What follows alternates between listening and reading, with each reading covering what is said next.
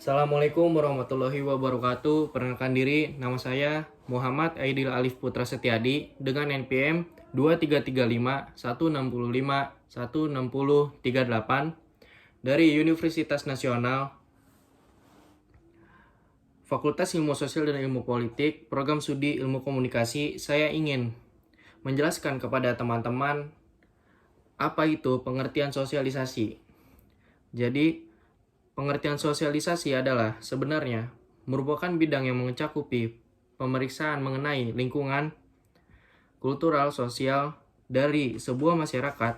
Sosialisasi membahas interaksi sosial dan tingkah laku sosial. Atas dasar tersebut, sosialisasi adalah bagaimana rantai terpenting di antara sistem sosial yang ada. 1. Sujono Dirsusisworo mengungkapkan bahwa pengertian sosialisasi membuat tiga arti, yaitu proses belajar, yaitu suatu proses akomodasi di mana manusia menahan mengubah impuls-impuls dalam dirinya dan mengambil cara hidup atau kebudayaan masyarakat. Kebiasaan dalam bersosialisasi, setiap manusia mempelajari sikap ide-ide, kebiasaan pola-pola ini dan tingkah laku serta ukuran kepatuhan tingkah laku di masyarakat di lingkungan ia hidup. Sifat dan kecakapan proses sosialisasi mengajarkan manusia untuk merangkai dan mengembangkan dari semua sifat dan kecakapannya sebagai suatu kesatuan dalam diri seseorang. 2. Charlotte Burler. Menurut Charlotte Burler, pengertian sosialisasi merupakan suatu proses belajar dan menyesuaikan diri untuk membantu anggota masyarakat dalam memahami apa itu sosialisasi, bagaimana cara hidup dan bagaimana cara berpikir kelompoknya.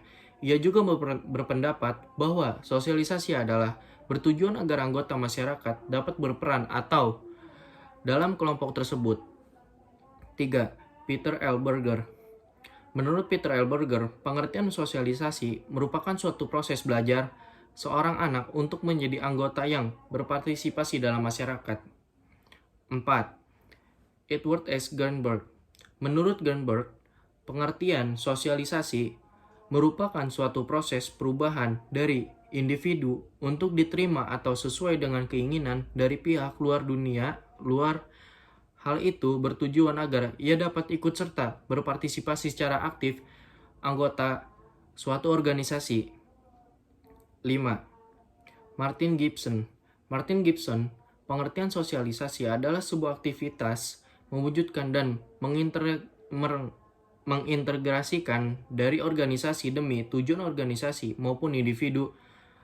Dua pengertian yang dilontar Gibson sangat tampak jelas bahwa individu yang berbeda, yakni berkepentingan individu dan kepentingan organisasi. 6. Robert M. Z. Long. Menurut Robert M. Z. Long, pengertian sosialisasi merupakan proses mempelajari dalam memahami norma nilai-nilai dan peran semua persyaratan lainnya yang diperlukan guna kemungkinan partisipasi yang efektif dalam kehidupan sosial. 7. Karel G. Fager. Menurut Karel G. Fager, pengertian sosialisasi merupakan suatu proses belajar untuk menyatakan pendapat tersebut cukup sederhana. Hal itu bisa dilihat ketika orang tua mendidik anaknya agar menaati tata krama dan perilaku yang sopan santun. Selanjutnya, nomor 8, Bruce G. Chosen. Menurut Bruce G. Chosen, pengertian sosialisasi merupakan proses seseorang manusia dalam mempelajari sebuah nilai-nilai dan norma yang ada dalam masyarakat. Pelajaran tersebut bertujuan agar seseorang menjadi bagian dari masyarakat. Syarat terjadinya sosialisasi dalam masyarakat pada akhirnya membuat masyarakat menjadi mampu berpartisipasi dalam kepentingan kehidupan masyarakat dan mewariskan suatu kepada generasi selanjutnya. Ada beberapa faktor yang dapat membuat sosialisasi itu terjadi. Yang pertama, apa yang disosialisasikan adalah sebuah informasi yang diberikan kepada masyarakat berupa nilai, norma, dan peran. 2. Menjelaskan cara mensosialisasikan dengan melibatkan proses pembelajaran. Tiga, siapa saja yang mensosialisasikan, pihak yang mensosialisasikan bisa jadi adalah institusi, media massa, individu, dan kelompok. Dan fungsi sosialisasi memiliki fungsi umum yang dapat dilihat dari dua sudut pandang, yakni yang pertama, sudut pandang individu. Sosialisasi yang memiliki fungsi bahwa setiap individu membutuhkan sarana pengenalan, nilai-nilai norma, dan struktur sosial. Atas dasar tersebut, seseorang individu biasa diterima oleh masyarakat karena mampu menjadi anggota masyarakat yang baik. Masyarakat memiliki sebuah sistem sosial yang dapat menentukan anggota masyarakat tergolong anggota masyarakat yang baik atau buruk, atau masyarakat yang baik adalah anggota masyarakat yang mampu memenuhi harapan umum dari anggota masyarakat yang lainnya. Sementara anggota masyarakat yang buruk adalah anggota masyarakat yang tidak atau belum mampu memenuhi harapan umum dari anggota masyarakat lainnya. 2. Kepentingan masyarakat. Sosialisasi mempunyai fungsi dari masyarakat sebagai sarana pelestarian, penyebarluasan, dan pewarisan nilai-nilai, serta norma sosial. Nilai dan norma terpelihara dari generasi ke generasi dalam masyarakat dapat menjadi ciri khas atau karakteristik dari masyarakat tersebut. Tujuan sosialisasi.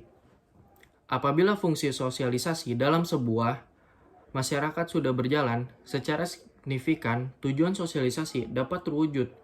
Berikut adalah tujuan sosialisasi yang perlu diketahui. Yang pertama, setiap individu mendapatkan hak hidup dengan baik di tengah-tengah masyarakat. Hal itu terjadi selama individu tersebut mampu menghayati nilai dan norma kehidupan.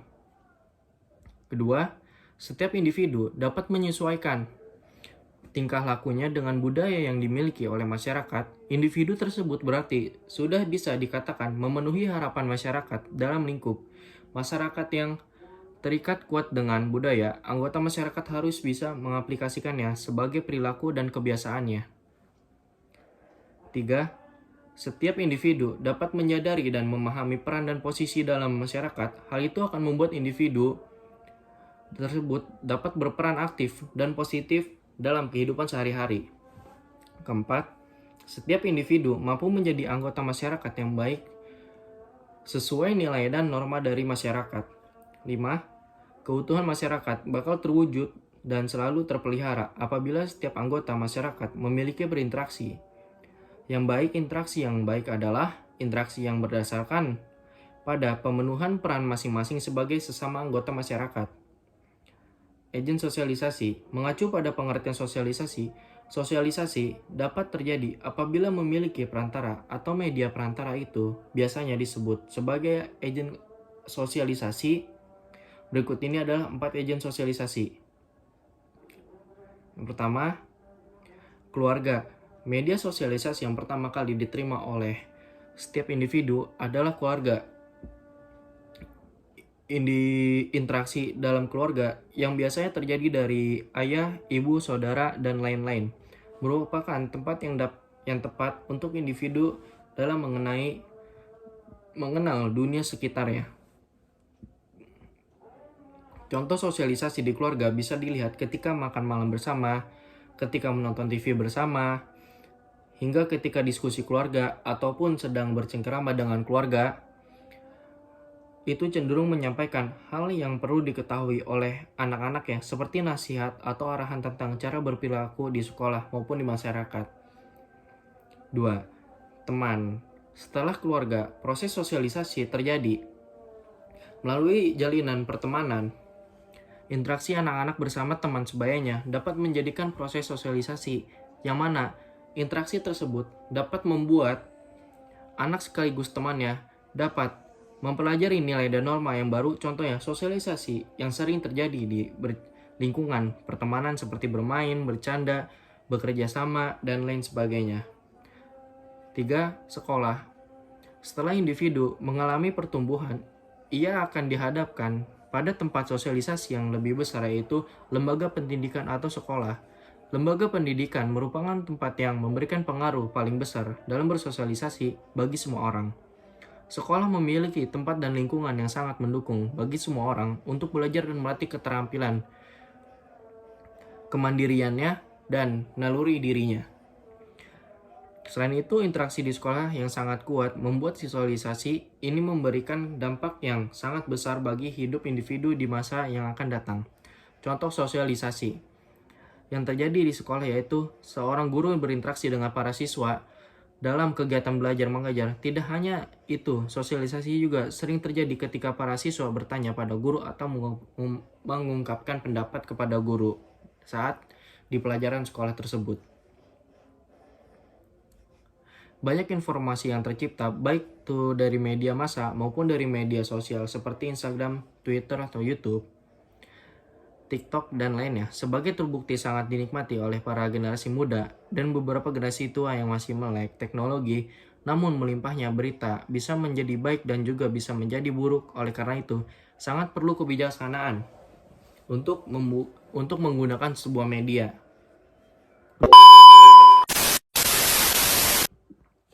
Proses sosialisasi yang dapat membentuk kepribadian manusia. Yang pertama, internalisasi nilai-nilai. Proses penamaan dan pembiasaan nilai dan norma sosial ke dalam diri individu yang berlangsung sejak lahir hingga meninggal. 2. Enkulturasi. Proses pengembangan yang berasal dari nilai-nilai budaya yang sudah tertanam dalam nilai seseorang dan menjadi kebiasaan dalam perilaku sehari-hari. 3. Pendewasaan diri. Proses ini merupakan penggabungan dari berlangsungnya proses internalisasi dan enkulturasi secara terus-menerus. Pendewasaan diri merupakan pembentukan kepribadian paling puncak. Hal ini ditandai dengan kepribadian manusia yang sudah terwujud secara utuh. Proses ini bisa dikatakan seseorang sudah memasuki fase dewasa dan telah siap memegang tanggung jawab dan peran dalam masyarakat. A few moments later. Sekian dari saya presentasi yang telah saya sampaikan. Mohon maaf jika ada kesalahan paham atau salah kata dan kekeliruan sebuah kata-kata. Assalamualaikum warahmatullahi wabarakatuh.